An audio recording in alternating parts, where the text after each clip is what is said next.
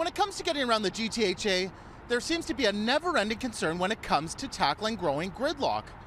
In this election, a lot of similarities when it comes to funding transit. But the sticking point this year? Highway 413 and other large-scale highway expansions. At Monday's debate, a 3-on-1 approach with respect to the proposed Highway 413. The $10 billion for the Highway 413 is fiscally irresponsible.